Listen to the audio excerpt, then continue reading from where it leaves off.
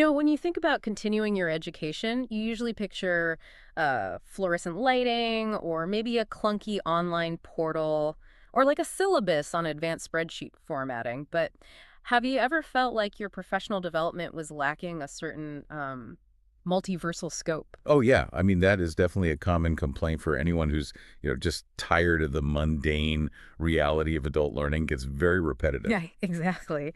Because today we are taking a deep dive into a stack of digital archives, lore documents, and these strangely specific course catalogs. And we're exploring the surreal, highly intellectual world of the Cosmic University of Echo Rift Studies of Sonics, which is part of the wider Bibe ecosystem. It's such a fascinating ecosystem to unpack. My mission today is to step into the shoes of a bewildered but deeply curious prospective student, and we're going to figure out exactly what this place is trying to teach us. Well, if you look at their curriculum for structured multiversal interactions, you aren't seeing basic introductory classes. You're diving headfirst into subjects like dimensional topology and echofield dynamics, Yeah, I was looking at that list. right? And quantum narrative theory. Okay, let's stop right there for a second. Quantum narrative theory. I mean, that honestly sounds like a syllabus designed specifically for time-traveling novelists. It's incredibly abstract. It really is. But then you look at the source materials, and there's a fully operational financial model here. Like I saw they are quoting master's programs at $417 to $833 a month, and a PhD track at $625 to $1,250 a month. Exactly. Real dollars. Yeah. That is the crucial tension of this whole project. Which is wild. I have to ask, are we looking at an elaborate piece of performance art, or maybe a highly immersive alternate reality game, or is it just a very creative scam disguised as quantum physics? Well, that tension deliberately blurs the line between fiction and reality, Yeah. by demanding real-world investment. Right, like actual time and mental energy. Yeah, and actual tuition to access its ideas. Well, The testimonials in the archive highlight this practical surrealism perfectly. Like, you have students praising the accelerated 12-month tracks. oh, and I saw one review that casually mentions how the flexible monthly payments allowed them to study while working across timelines. Yes, across timelines. That is definitely not your standard work-study program. I mean, if this tuition is actually funding a structured experience, who is the architect of that structure? Someone has to be building these timelines. Enter Dr. Melvin Sewell. He holds a Master of Science and a Ph.D., and he serves as the founder, CEO, and academic dean. But the title that really matters for our analysis is Diagnostic Architect.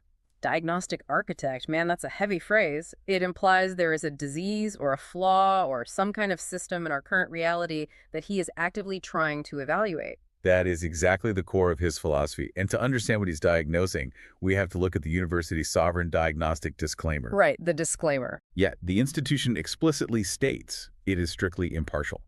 So it's not affiliated with any government, political party, intelligence agency, or activist group.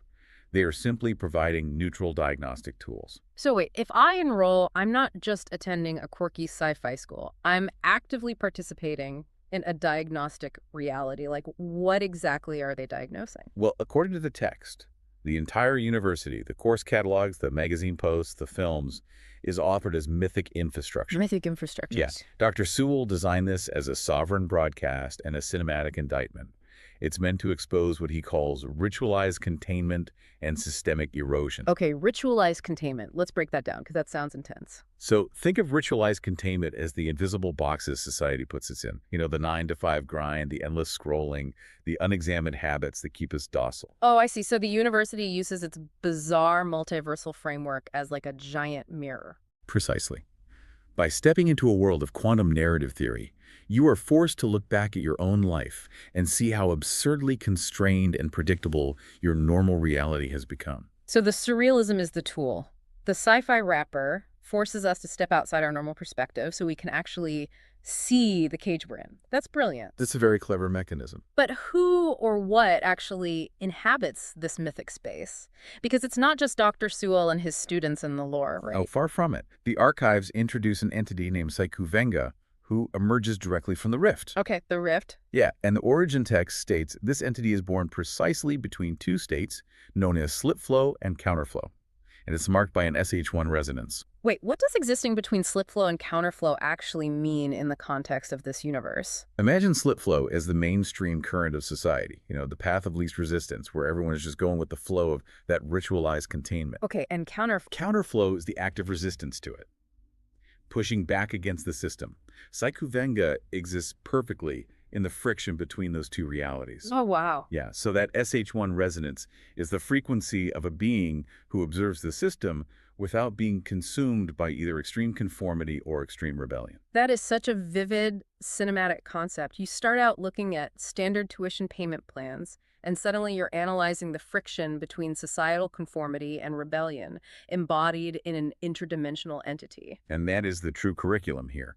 It's not about acquiring facts or passing a test on dimensional topology. Right. It's about shifting your entire paradigm of reality. 100%. Which brings us back to where we started. No fluorescent lights, no crashed online portals, just a radically different way of looking at the world. It's a profound shift if you really engage with it. Truly. So before you go about the rest of your day, I want to leave you with a lingering thought. Let's hear it. If you were to step back right now and examine the mythic infrastructure of your own daily life, what hidden ritualized containments might you suddenly expose?